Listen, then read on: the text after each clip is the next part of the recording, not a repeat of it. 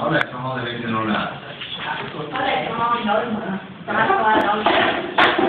Hva? Her skal være norm. Ja. Så får du ha. Så det mangler jo Gina da. Ja. De har den fleste Gina.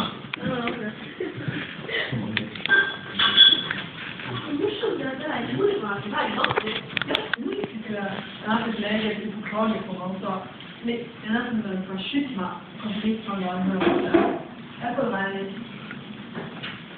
Jeg tar hele på meg jakke. Du har jo ikke mye da. Her er det.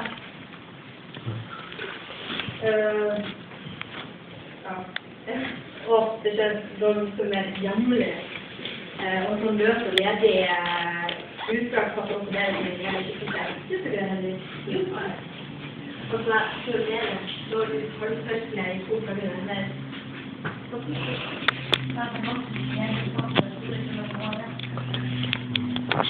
er ikke kall det snøller, eller jeg kaller det leketarisk. Ja, det er noe storkjøler. Nei, det er Du far, hva er det? Du vet godt hva det er. Nei, hva er det for noe? Å, snakk. Du vet det går godt med meg. Hva skal du høre? Nei, jeg kan ikke klemme det. Nei, du har ikke tullet med meg. Det skammer meg. Hva har det henne? Jeg klemte deg ikke. Den blir litt annen av det. Å, mor! Ser du?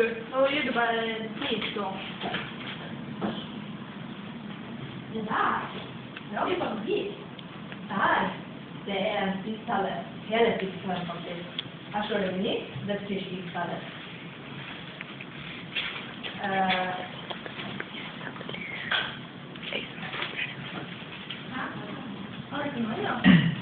har glemt ham, og hører du? Men det var ikke som et ord. Det er et slikt skikkeri er ikke noe fornøyelse. Stemmer når de ser og leser på spisetalle, så kan de straks fortelle hvordan de forskjellige retter smaker.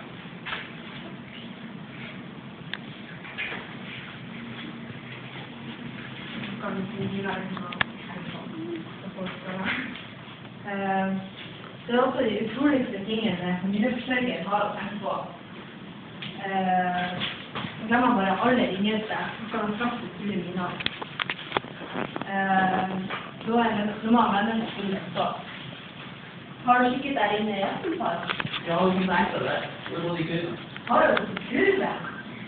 Så begynner han å være så til.